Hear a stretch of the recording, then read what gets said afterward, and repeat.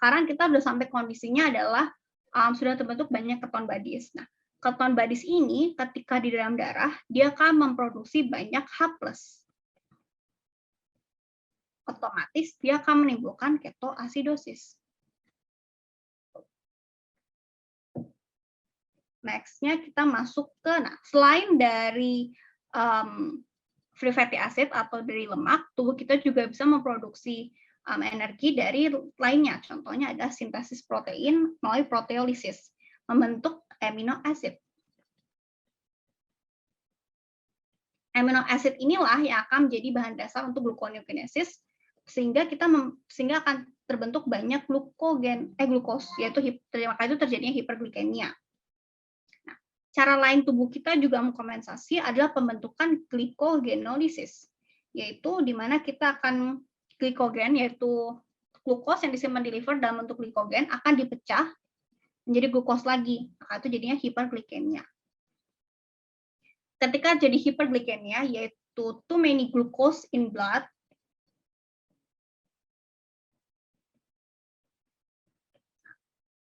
otomatis darah kita kan akan berjalan ke seluruh tubuh dan akhirnya akan masuk ke kidney. Ketika dia masuk ke kidney, dia akan menyebabkan glikosuria. Kenapa bisa glikosuria? Karena ketika tubuh kita kan ada filtration, ada reabsorption-nya kan.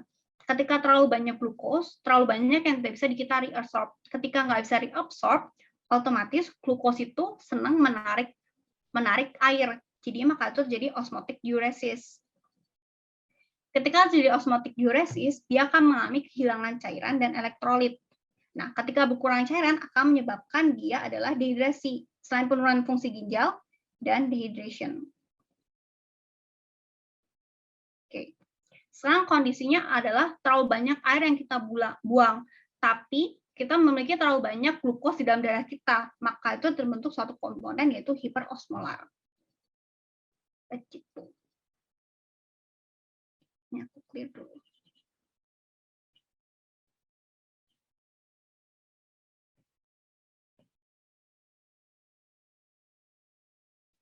Sekarang kita masuk ke hubungannya antara patof dan munculnya symptoms.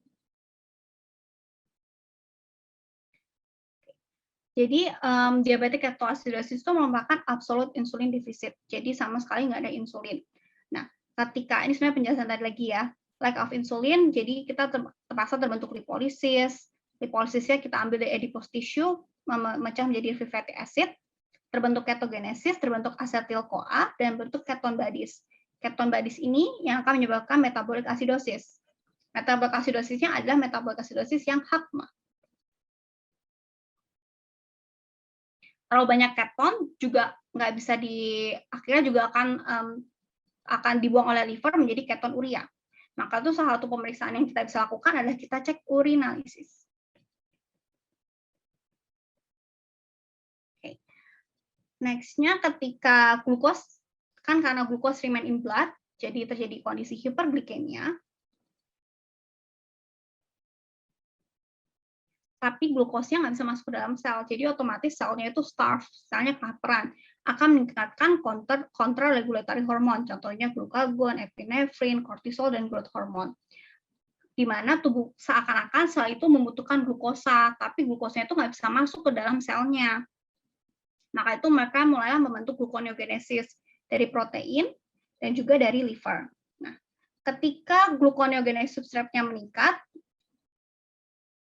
terus kalau ada substrat meningkat, otomatis terbentuk banyak glukos. Ini baik lagi ke sini.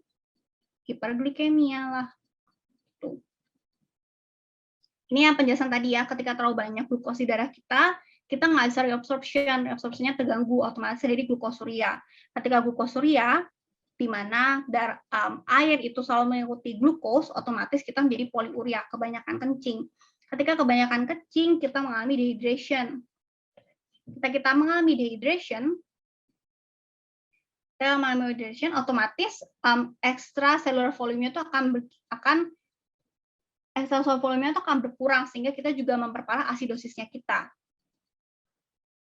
Nah, ini salah satu simptom-simptom yang dapat muncul, pertama hiperglikemia, ada glukosuria, ada poliuria, dehydration yang kita bisa lihat dengan pasiennya itu tuh dry mucous membrane atau skin turgornya dia kalau misalnya kamu cubit dia kembalinya lama. Terus dia juga bisa abdominal pain dan nausea dan vomiting. Nah, nausea dan vomiting itu bisa disebabkan oleh ketone bodies. Jadi, ketone bodies kita itu akan men-trigger chemoreceptor trigger zone yang ada di brainstem kita. Ketika chemoreceptor trigger zone-nya teraktivasi, dia akan mengaktifasi juga yang namanya vomiting center. Sehingga terjadilah nausea vomiting juga di sini. Terus yang aku jelasin juga, asetil-CoA itu nanti akan berubah menjadi aseton. Nah, aseton akan dibuang melalui paru-paru kita menjadi ketone breath atau fruity odor. Terus kalau sudah karena metabolic acidosis, otomatis kompensatornya adalah dengan kita respiratory. Respiratory ini kita akan meningkatkan respiratory. Jadi kita akan mengalami namanya hyperventilation. Ketika ada hyperventilation, dengan harapan tubuh kita itu akan membuang CO2. Maka itu satu patognomiknya dari DKA itu adalah pulmonary respiration. Jadi dia cepat dan dalam. Terus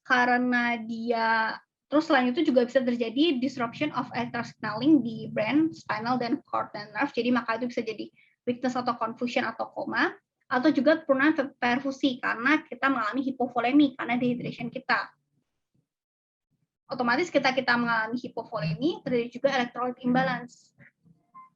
Ketika kita dehidrasi, otomatis tubuh kita akan minta banyak minum, maka itu kita juga mengalami polydipsia. Next, masuk ke hyperosmolar hyperglycemic state. Jadi di hyperosmolar hyperglycemic state, yang penting ada dia relatif insulin defisit. Masih ada kadar insulin yang cukup hanya untuk mencegah tidak terjadinya lipolisis. Ini no lipolisis.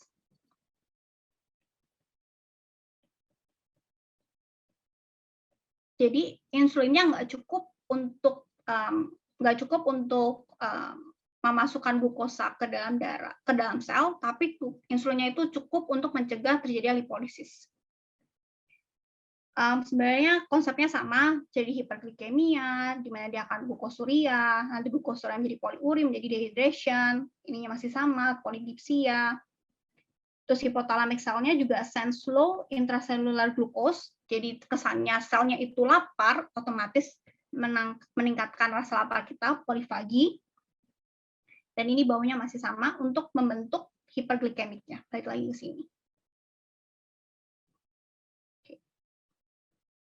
Nah, yang pentingnya di hyperglycemic hyperosmolar state itu adalah kita namanya terjadi altered mental status. Nah, altered mental statusnya terjadi karena decrease extracellular fluid volume dan increase extracellular osmolarity.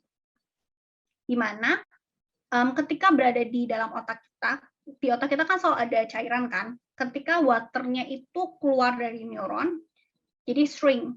Ketika dia shrink, maka terjadilah neural damage.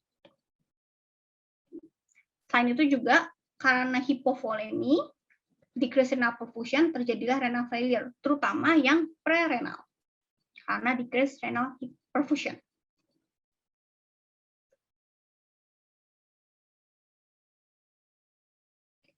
Next-nya clinical feature-nya. Nah, yang gampang kita membedakan DKA dan HS adalah onsetnya. Jadi tanya ke, biasanya pasien datang otomatis nggak sadarkan diri ya, GCS-nya pasti nggak full 15. Jadi tanya ke keluarga pasien, dia mulai nggak sadarnya itu kapan? Apakah tiba-tiba dia nggak sadar atau dia days to week, per hari-hari baru nggak sadar? Kalau misalnya dibilang tiba-tiba nggak sadar, curigalah DKA.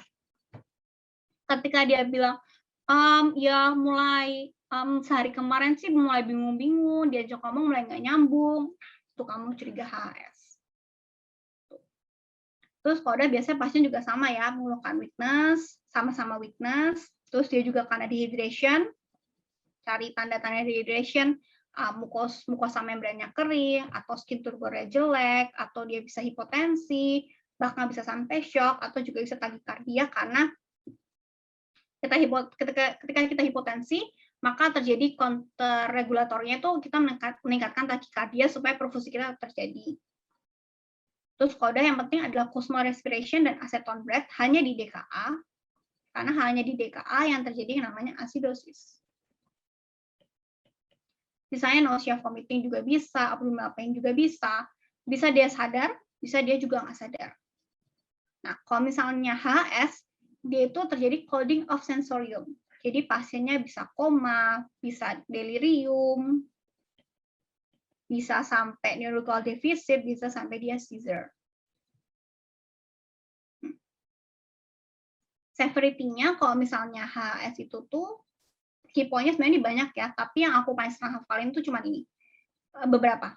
Pertama itu plasma glukosnya HS itu sangat tinggi, sampai di atas 600. Kalau DKA itu dibagi-bagi. Kalau DKA itu biasanya di atas 250. Kalau sudah kita lihat pH-nya. Karena dia HS nggak asidosis, otomatis pH-nya normal, di atas 7,30 atau 7,35. Tapi kalau asidosis, maka itu pH-nya DKA akan turun. Kalau misalnya dia yang mild, dari 7,25 sampai 7,30, kalau moderate di bawah 7,25, dan kalau misalnya severe di bawah 7,0. Terus juga penting adalah serum bikarbonat, yaitu HCO3. Kalau misalnya kalian belajar arterial blood gas analysis, aku biasanya pakai singkatannya itu ROM. ROM itu adalah respiratory opposite metabolic equal.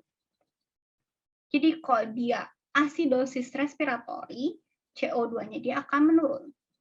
Sedangkan kalau dia metabolic acidosis, bikarbonatnya dia akan turun. Jadi HCO3 pada metabolic acidosis dan pada DKA, dia akan menurun. Menurun ya semuanya.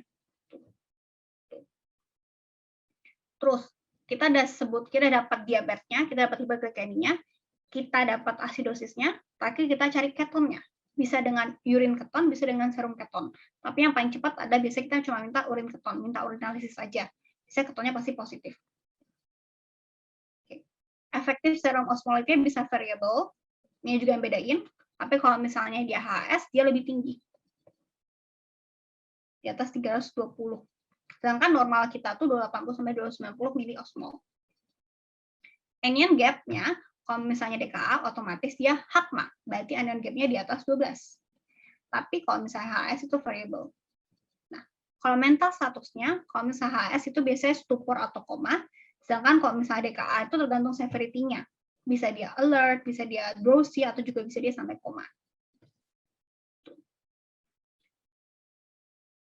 Next-nya, kalau misalnya pasien datang nggak sadar atau ada keluhan-keluhan yang kamu lihat kok nafasnya cepat, ada Kussmaul, terus kamu lihat kok dia nausea vomiting, yang pertama kamu lakukan adalah GDS stick yang diprik dari kapilar, biar kamu dapat, karena selain apalagi kalau misalnya dia punya WDM ya, kalau WDM nggak sadar, kamu curiga tuh antara dia hiperglikemik atau dia hipoglikemik, karena treatmentnya sangat berbeda jauh. Kalau misalnya dia hipoglikemik, kamu tinggal masukin D40%. Tapi kalau hiperglikemik, kamu mesti assess lagi, dia DKA atau dia HS. Cut-off-nya adalah 250 ya, ngikutin yang ini. Mildnya, moderate dan severe-nya. Selanjutnya begitu kamu dapat, oh pasiennya hiperglikemik, langsung minta AGD, karena kamu mau cari dia asidosis atau enggak. Langsung minta elektrolitnya dia, langsung minta serum osmolarity bisa kita hitung ya, dengan rumusnya Na,